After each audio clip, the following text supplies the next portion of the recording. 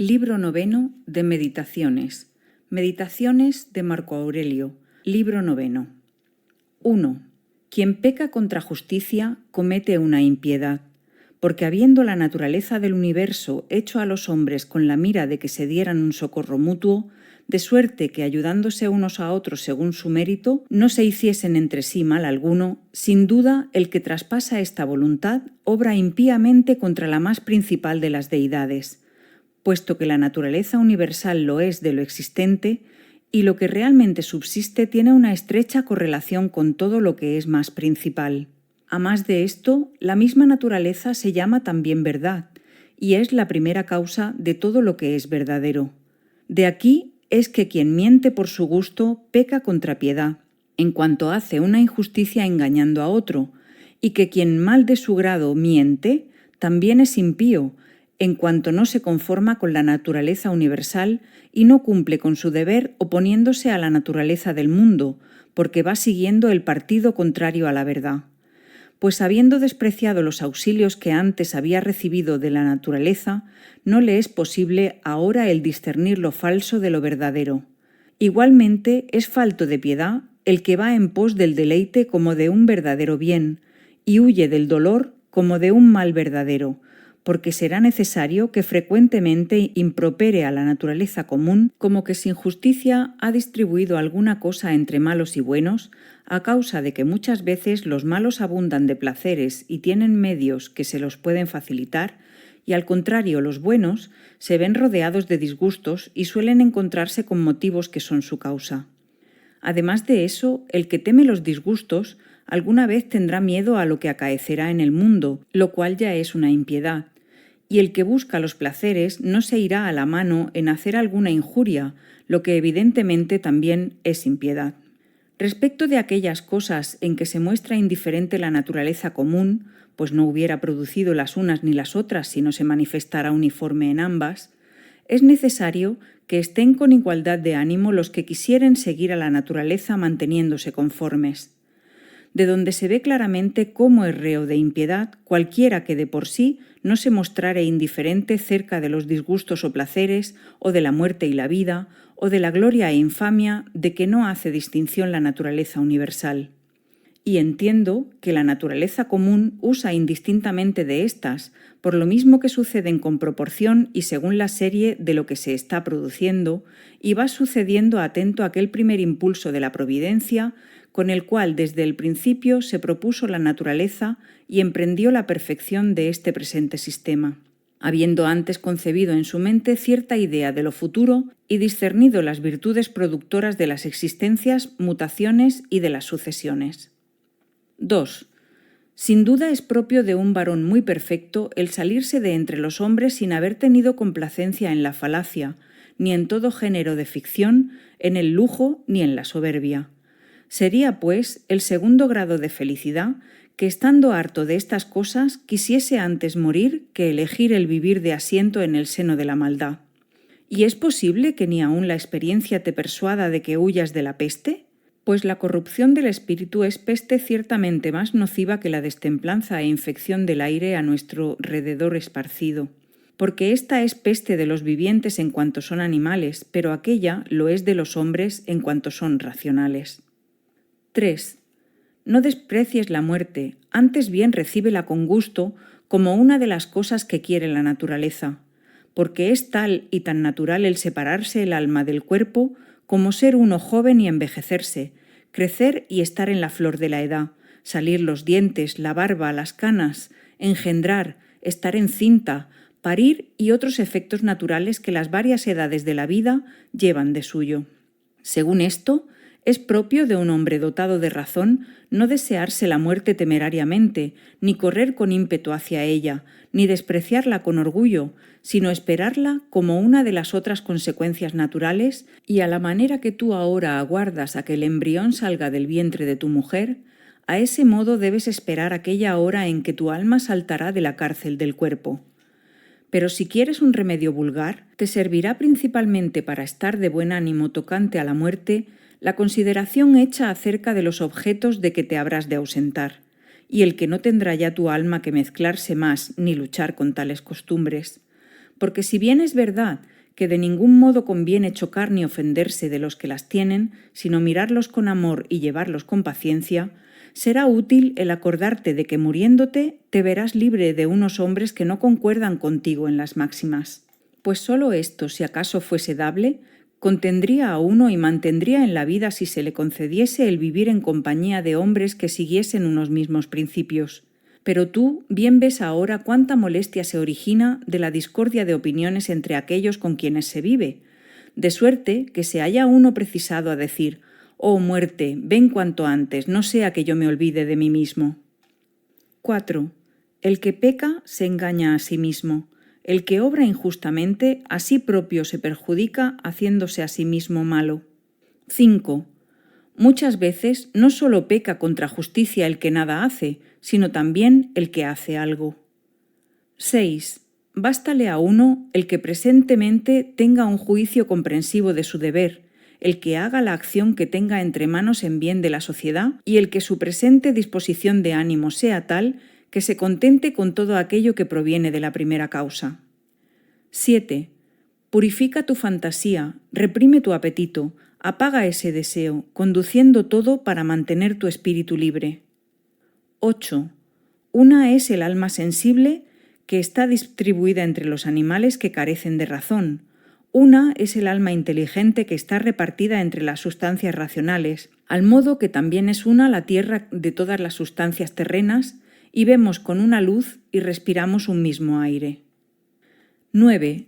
Cuanto participa de alguna razón común, se apresura a unirse con lo que es de su género.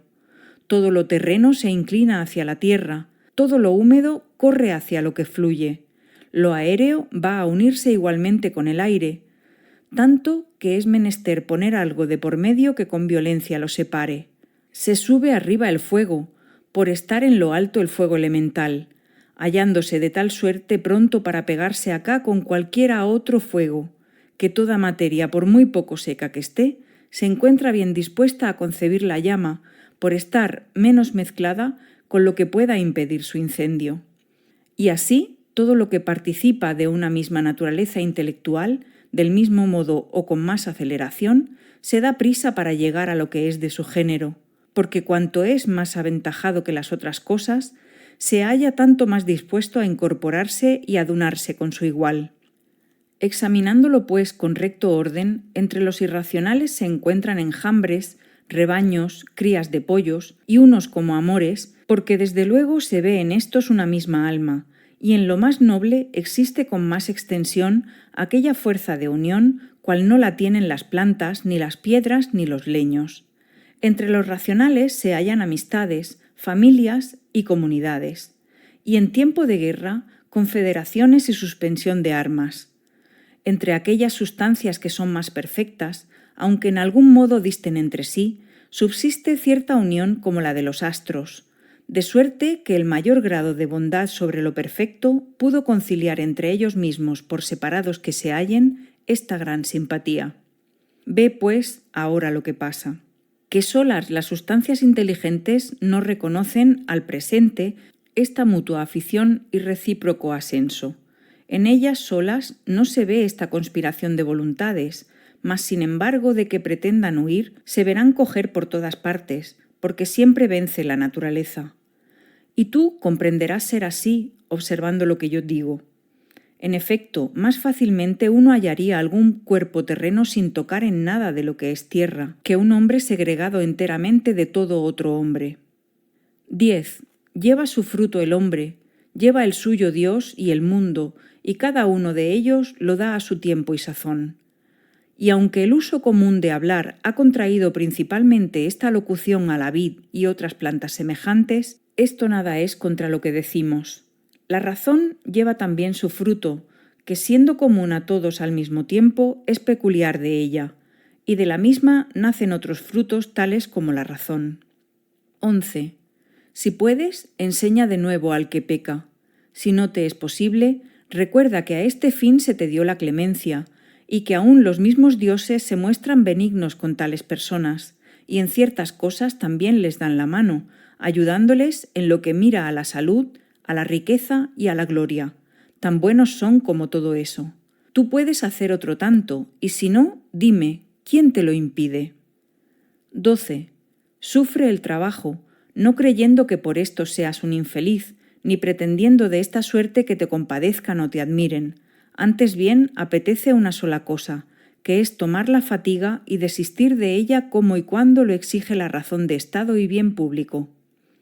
13. Hoy me eximí de toda molestia, o por mejor decir, sacudí de mí todo enfado, visto que el mal no estaba fuera, sino en mi interior. 14. Todas las cosas son siempre unas mismas, por la experiencia sabidas, de breve duración en el tiempo y en la materia asquerosas, tales ahora como eran en tiempo de aquellos que hemos sepultado. 15. Las cosas están para nosotros como de puertas afuera metidas dentro de sí mismas, sin que sepan nada de sí ni declaren a nadie lo que son. Luego, ¿quién da noticia de ellas? La mente. 16. El bien y el mal de un viviente racional y sociable no consiste en los afectos que percibe, sino en las acciones que ejecuta, así como su virtud y vicio no está en lo que padece, sino en lo que hace. 17. A la piedra arrojada a lo alto no la perjudica el caer ni el subir. 18. Recorre por dentro las almas de los hombres y verás qué jueces temes. 19. Todas las cosas están siempre mudando. Tú mismo te hallas también en una continua alteración y corrupción de alguna de tus partes. 20. No propales el pecado de otro. 21. No es mal la intermisión de una obra, ni la suspensión del deseo u opinión, aunque sean en cierto modo una muerte. Repasa las edades de tu vida, por ejemplo la niñez, la puericia, juventud y vejez, porque también la mutación de todas estas es una especie de muerte. Y en eso, ¿qué daño hay? Vuelve al mismo tiempo a dar una vista a la vida que pasaste bajo el poder de tu abuelo, después bajo el de la madre y luego bajo el del padre, y encontrándote con otras muchas diversidades, mutaciones e interrupciones, pregúntate, ¿qué mal hubo en todas ellas? Pues de este modo podrás inferir que el fin, el término y la entera mutación de toda tu vida no es mal alguno. 22. Da una vuelta por tu misma mente, por la del universo y de tu prójimo, por la tuya para que la puedas hacer justa, por la del universo para que reflexiones de quién eres parte, por la del prójimo para que sepas si peca por ignorancia o por malicia y al mismo tiempo te hagas cargo que no deja de ser tu pariente. 23. En la conformidad que tú mismo debes llenar tu lugar en el estado político del mundo, así también conviene que todas tus acciones ocupen el suyo en la vida civil y sociable, pues cualquiera de tus hechos que o de cerca o de lejos no tenga la relación debida al fin común, de suyo trastorna la vida y no permite que sea uniforme, siendo antes bien causa de alboroto, como lo es en el pueblo el que separa de la común armonía a los que son de su facción. 24. Contiendas y juegos de niños son lo que pasa entre los hombres, y estos son ciertas almas pequeñas que sobre sus hombros llevan unos muertos, de suerte que así puede representársenos lo de la necía de Homero. 25. Acércate a ver la cualidad de la forma, y separándola de la materia, contémplala atentamente. Después ponte a determinar el tiempo que a todo más podrá naturalmente subsistir la sustancia así formada y dispuesta. 26. Has tenido 1000 cosas que sufrir a causa de no hallarte satisfecho de tu alma, haciendo ella lo que correspondía a su natural estado. Pero baste ya, no incurras más en esa falta. 27. Cuando otros te vituperaren o te aborrecieren o profirieren contra ti cosas de esta clase, éntrate por el alma de esos tales, penetra su interior y mira quiénes son al cabo. Verás que no conviene angustiarte por lo que ellos piensen y digan de ti. Antes bien, es razón tenerles buena ley, siendo realmente tus amigos por naturaleza. A más de que también los dioses les favorecen de todos modos, ya por medio de sueños, ya por medio de oráculos, aun en aquellas cosas en que van desatinados. 28. Las cosas del mundo son siempre las mismas en sus vueltas orbiculares, de arriba a abajo, de siglo en siglo. Esto supuesto, o la mente del universo da su impulso respectivo a cada uno de los efectos, en cuyo caso acepta tú lo promovido por ella, o de una vez dio el ímpetu general a la naturaleza, al cual, por consecuencia natural, se sigue todo lo demás, viniendo al cabo a formar un sistema, o sea, una serie encadenada de sucesos, o si no, se habrá de recurrir a los átomos o cuerpos indivisibles como a principios del universo. Por último, si hay algún Dios, todo va bien, y si sucede todo fortuitamente, no debes tú obrar con temeridad, habiendo de cubrirnos dentro de poco la tierra, la cual después se convertirá en otra cosa, y ésta, procediendo al infinito, se mudará en otra, y aquella segunda vez en otra, sin acabar jamás. A la verdad, el que considerare el flujo y reflujo de estas mudanzas y alteraciones, junto con su rapidez, fácilmente despreciará todo lo perecedero. 29. La causa y naturaleza universal lo arrastra todo a manera de un torrente impetuoso. Pero cuán despreciables son estos políticos que, según su parecer, obran filosóficamente estando llenos de presunción. Haz tú alguna vez, oh buen hombre, lo que ahora exige de ti la naturaleza y déjalos. Manos a la obra mientras hay lugar para ello y no mires alrededor. No esperes ver establecida la República de Platón, antes bien conténtate con que se promueva un poco la utilidad pública. Ni pienses ser poco fruto de tu trabajo este pequeño progreso. ¿Quién, pues, es capaz de hacer mudar a estos hombres de opinión y modo de pensar? O sin que ellos muden de máximas, ¿qué otra cosa te puedes prometer que una servidumbre de quien gime y aparenta obedecer? Ve ahora y tráeme por modelo a un Alejandro, a un Filipo y a un Demetrio Falereo. Ellos se lo verán si han sabido lo que la común naturaleza quería, y si se gobernaron por su dirección, porque si fueron unos meros representantes, ninguno me obliga a imitarles. La profesión de la filosofía es sencilla y digna de veneración. 30. Haz por contemplar cómo desde lo alto la infinidad de rebaños, las innumerables ceremonias en los sacrificios, todo género de navegaciones, ya en tiempo de borrasca, ya en tranquilidad, y la diversidad de cosas pasadas, presentes y que acaban de suceder. Considera la vida que antiguamente se pasó bajo el imperio de otros también, la que se observará después del tuyo, y la que al presente se hace entre las naciones bárbaras. Reflexiona igualmente cuántos hay que ni menos tienen noticia de tu nombre, cuántos te olvidarán muy presto, cuántos quizá de los que presentemente te alaban, muy en breve te vituperarán, y verás como ni la memoria ni la fama es digna de estimación. 31. En lo que proviene de causa exterior es necesaria la serenidad de ánimo, y en lo que nace de un principio interior es muy del caso la justicia, es decir, que la intención y la acción tengan solo por único objeto hacer bien. 32.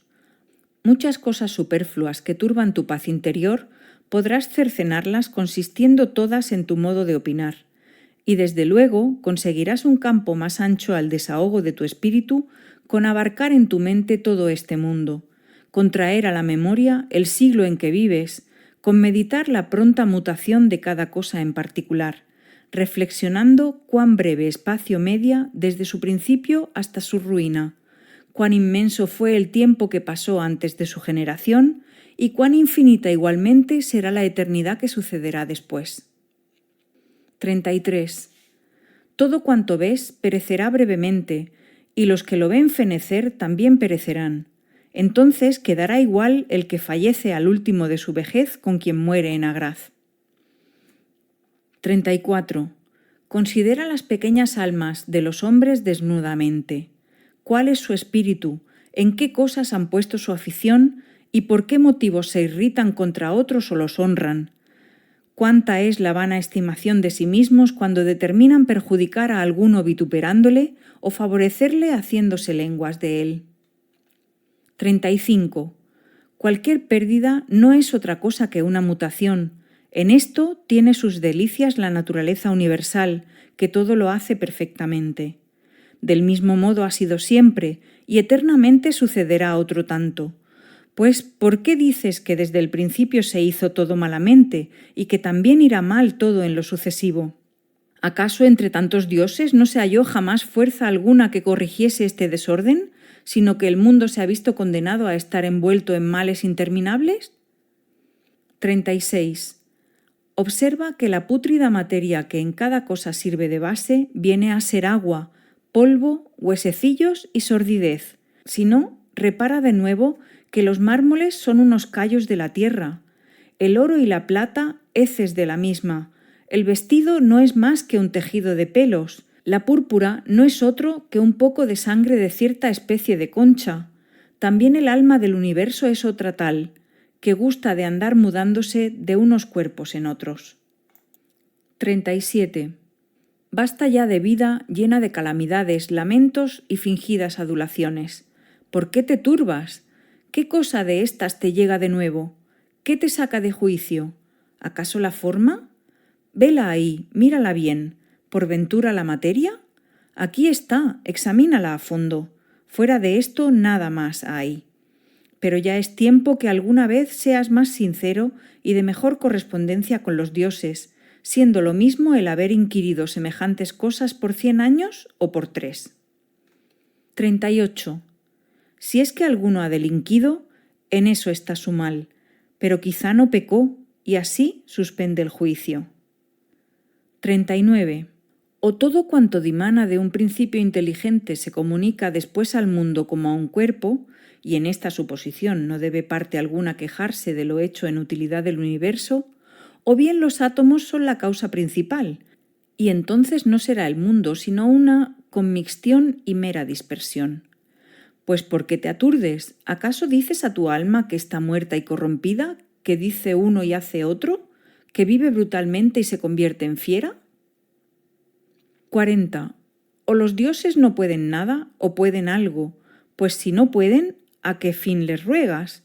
Y si pueden, ¿por qué no les suplicas más bien que te concedan el no temer algunos de estos que se llaman males, el no desear alguno de estos que se reputan por bienes, el no sentir pena en alguna de estas que se tienen por adversidades, antes que pedirles que no suceda o suceda alguna de estas cosas?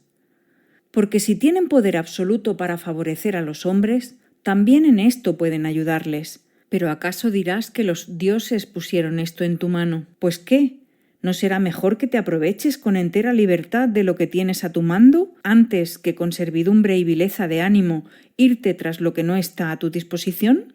¿Y quién te dijo que los dioses no nos dan ayuda en lo que depende de nuestra libertad? Comienza, pues, a suplicarles estas cosas y lo verás. Este les pide: ¿cómo conoceré a tal persona? Suplícales tú: ¿cómo haré para no desear el trato con ella? El otro encamina sus ruegos para que le den manera como verse libre de tal cosa. Pídeles tú: ¿de qué medio me valdré para que no sea necesario el libertarme de ella? El de más allá hace sus súplicas para que no se le muera un hijo. Pídeles tú: ¿cómo haré para no temer el perderlo? En suma, haz en esta forma tus oraciones y dirígelas a ese fin, y observarás cuánta utilidad te redunda. 41. Dice Epicuro: yo, en mis enfermedades, no empleaba mis discursos sobre aquellos males que padecía en mi cuerpo, ni introducía tales pláticas, afirma él mismo, con los que me visitaban, sino que lo pasaba examinando físicamente las causas que habían antecedido a mis indisposiciones, dedicándome también más particularmente a ver cómo mi alma, participando de los movimientos y dolores del cuerpo, permaneciese imperturbable, conservando su propio bien. Ni tampoco me sujetaba, dice, a prevenirme de médicos como quienes pueden algo. Antes bien, sin este recurso, la vida se alargaba fácil y felizmente.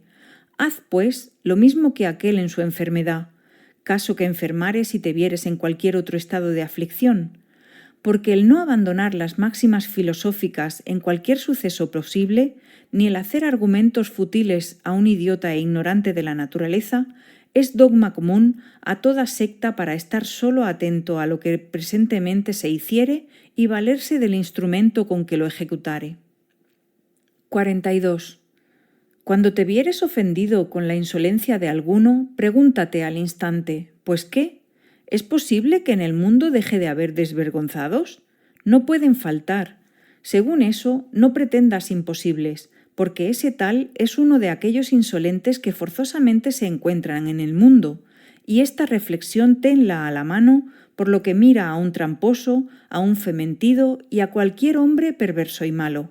Porque lo mismo será acordarte que no puede faltar en el mundo esta maligna raza de hombres que empezar a estar de mejor ánimo para con cada uno en particular. También es útil que al punto pienses con qué género de virtud dotó la naturaleza al hombre para evitar tal desorden, por qué dio la mansedumbre como antídoto contra el hombre tonto y contra otro defecto otra cierta virtud. En suma, tienes en tu mano el dirigir al prójimo que vivió extraviado, en el supuesto de que todo el que peca yerra el blanco propuesto y anda perdido. ¿Y qué? ¿Por eso te hizo daño? Pues no hallarás que alguno de estos contra quienes te irritas haya hecho cosa tal con que tu espíritu se pudiese empeorar. Luego solo consiste tu mal y agravio en ese juicio errado. Mas qué mal o qué cosa extraña es si un ignorante hace lo que es propio de un necio. Mira tú, no sea que con mucha más razón merezcas ser reprendido por no haberte hecho la cuenta de que un hombre tal podía haber faltado en tal cosa, y más que tenías motivos para sospechar que era probable que ese mismo hubiese cometido un delito semejante, y sin embargo, de que te has olvidado de eso, te maravillas si el otro delinquió. Lo más principal consiste en que cuando acuses a uno de infiel e ingrato, te reconvengas a ti mismo, puesto que evidentemente es tuya la culpa, o bien porque creíste de quien tenía tal disposición que te guardaría fidelidad, o bien porque haciéndole tú una gracia, no se la hiciste puramente con el fin de hacerle bien, ni de manera que en sola la acción de favorecerle ya dieses por percibido todo el fruto y logrado todo tu interés. ¿Y qué más quieres beneficiando al hombre? ¿No te basta esto solo? ¿No has obrado conforme a tu naturaleza? ¿Y aún de esto mismo pretendes la paga? Esto viene a ser lo propio que si los ojos pidiesen recompensa porque ven, o los pies porque caminan, pues así como estos miembros fueron hechos con el fin único de que, ejerciendo sus funciones respectivas, tuviesen en eso solo su premio, del mismo modo el hombre, habiendo nacido para hacer bien, cuando lo hubiere practicado o de otra suerte hubiere cooperado a la utilidad pública, en esto cumplió con aquello para que fue naturalmente criado, y en ello mismo ya recibió su galardón. Fin del libro 9.